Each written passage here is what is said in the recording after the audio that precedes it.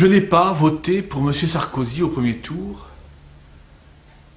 Et c'est vrai, je suis navré qu'il y ait deux candidats et qu'il faille choisir entre les deux. Mais on ne peut pas rester neutre. Il faut donc s'engager pour espérer que le pire ne sera pas imposé en France. M. Hollande propose de doubler le budget pour le clonage reproductif humain. C'est moralement inacceptable. La loi en elle-même était inacceptable, nous savons très bien comment elle a été amenée. Nous vous demandons de ne pas permettre à ce que ce projet puisse voir le jour en France. D'autant que la recherche génétique dans le sens voulu par les sociétés secrètes et que semble vouloir planifier M. Hollande n'ont aucun fondement scientifique. Par contre, elles correspondent tout à fait à une inspiration satanique. Par ailleurs, M. Hollande propose le vote de la loi de l'euthanasie et son expansion. Une expansion qui donnerait pouvoir à un médecin de tuer la personne malade, pas forcément en état de coma. On pourrait aussi, tout à fait légalement, tuer les 40% de Français, enfin les 40% de malades internés en asile psychiatrique. On pourrait éliminer les catholiques résistants sous prétexte qu'ils seraient intolérants. On les taxerait de déséquilibrés, on les internerait et là on leur ferait prendre le bouillon de 11 heures. Tout à fait légalement. Ne croyez pas que j'exagère, c'est la logique même de la loi de l'euthanasie. Regardez ce qui se passe en Hollande. Monsieur Hollande propose également, avec Mélenchon, d'autoriser l'avortement jusqu'à la naissance du nouveau-né. C'est-à-dire que dès l'instant où le nouveau-né apparaît, on aurait le droit de lui trancher la tête, ce serait légal, comme le propose M. Obama aux États-Unis, tous deux obéissant à des pouvoirs occultes que l'on identifie comme sataniques. M. Hollande propose une grille économique et sociale qui aboutirait inexorablement à un État insurrectionnel dans l'année qui suivra son élection.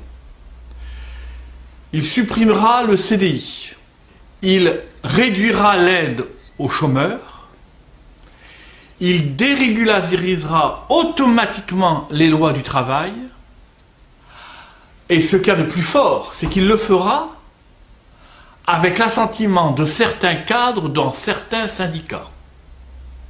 Car ce que vous devez comprendre, c'est que des hommes politiques sont là non pas pour servir la France, mais pour la détruire au nom d'autorités occultes qui veulent éradiquer dans le monde toutes les nations, tous les peuples culturellement chrétiens.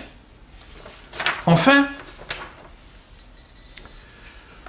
M. Hollande propose la suppression du quotient familial. C'est-à-dire, il propose une disposition qui date de la Libération et qui maintient une régulation et un équilibre fondamental dans le principe de la justice sociale et économique. Nous avons une disposition qui sera donc supprimée si M. Hollande est élu. Enfin, les conditions d'allocation familiale seront conditionnées aux ressources. Ainsi donc, on fera en sorte très rapidement pour que le plafond soit le plus petit possible, pour empêcher les couples d'avoir la liberté de choix quant au nombre d'enfants. C'est une atteinte indirecte mais extrêmement grave contre la dignité du couple, contre le fondement même de la liberté du couple et sa dignité. C'est une atteinte indirecte mais très grave contre le principe même de la vie. Sous la proposition de M. Cochet, M. Hollande s'engage à taxer les couples à partir du 3e enfant, faisant en sorte de copier la loi qui existe en Chine actuellement à Pékin, régime communiste. Chers amis, ces éléments ne font pas partie du programme de Nicolas Sarkozy. Nous ne pouvons pas, quelles que soient par ailleurs nos sympathies, soutenir un candidat qui aille aussi radicalement à l'encontre des fondamentaux les plus sains qui conditionnent l'organisation sociale de la société de l'homme. Nous ne sommes pas ici en présence d'un problème de foi. Nous sommes en présence d'un problème de morale pure, de loi morale pure, de droit moral pur. C'est-à-dire que le programme de M. Hollande comporte des éléments aggravants quant aux atteintes à la dignité la plus fondamentale de l'homme et de sa société. Les conséquences seraient épouvantables. Je vous le dis, nous aboutirions inexorablement, sous sa mandature, à une guerre civile. Ce n'est pas une prophétie de malheur, non, c'est une évidence. Car connaissant les ressorts du peuple français, il est évident que prenant conscience de l'erreur qu'il y aura été de lui faire confiance à Hollande, eh bien il se retournera contre lui, il se retournera contre toutes les institutions, et ce sera une guerre de désespérance. Je ne suis pas prophète de malheur, mais il y a des actes qui vont être posés, que l'on se propose de poser, et qui auront des conséquences évidentes. On peut dire, sans exagérer, que le candidat socialiste, avec tout son programme, et ayant lui le plus grand soutien des banques qui conditionne le financement de sa campagne à la suppression du contrat à durée indéterminée, donc à la déstabilisation du marché du travail et ses régulateurs naturels, je vous demande donc, chers amis, de bien réfléchir à votre démarche. Il ne s'agit pas de s'arrêter aux simples options idéologiques. Il ne s'agit pas de s'arrêter à des mouvements de sympathie. Je n'en ai guère pour Nicolas Sarkozy. Mais c'est l'intérêt du peuple français qui m'importe. C'est l'intérêt de la France, de son honneur, de sa mission. C'est l'intérêt et c'est le souci du bonheur de mon peuple auquel j'appartiens, à qui je dois, moi, en tant qu'intellectuel et catholique, un témoignage de vérité. Eh bien, mes amis, je vous demande de faire barrage à M. François Hollande et au Parti socialiste. je vous demande, non pas de vous abstenir, comme je l'ai conseillé dans un premier temps, non pas de voter blanc, comme je vous l'avais aussi suggéré, non. Les enjeux sont trop importants. Ils touchent directement à l'être de la société.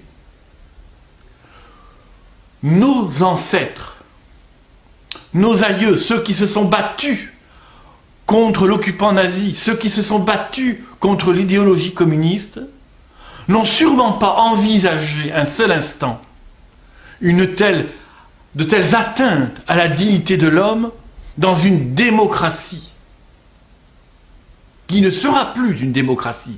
Car une fois que tous les fondements naturels de la société seront mis à mal, seront mis à plat, seront détruits par le programme socialiste, parce que c'est ce qui va arriver, eh bien je vous le dis, il n'y aura plus de société.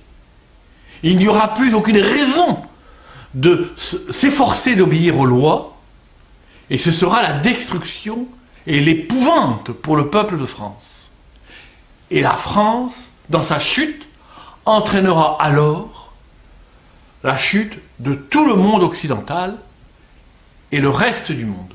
Je vous le dis, le vote d'aujourd'hui est extrêmement important, car la France n'est pas un pays ordinaire, elle est intimement liée à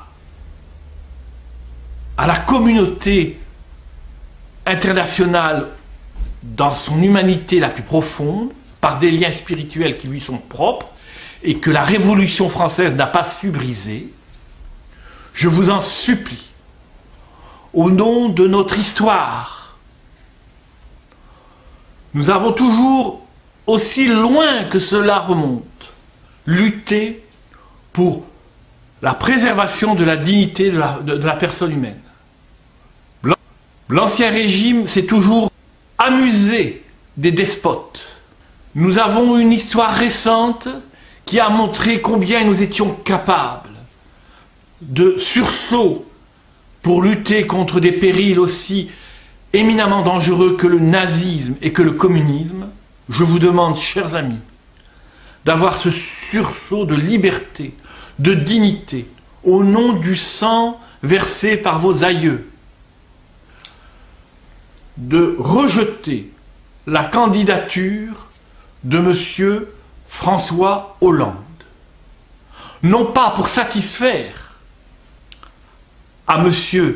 Sarkozy, mais parce que la providence divine fait qu'à cause de notre péché, fait qu'à cause de notre lâcheté, fait qu'à cause de nos égoïsmes épouvantables, nous en sommes arrivés à devoir choisir entre deux mots, un mot épouvantablement majeur et un homme incarnant un moindre mal.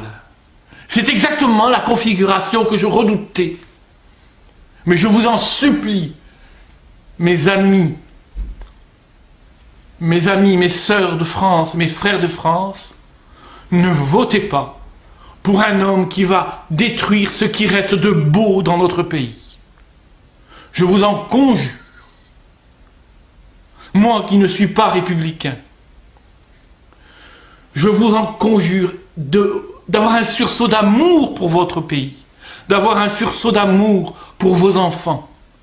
Je vous en conjure, mes amis, au nom de cet amour pour la patrie, au nom du respect que vous devez à l'avenir de vos enfants et à vous-même, n'engagez pas le devenir de la France sur un geste d'humeur.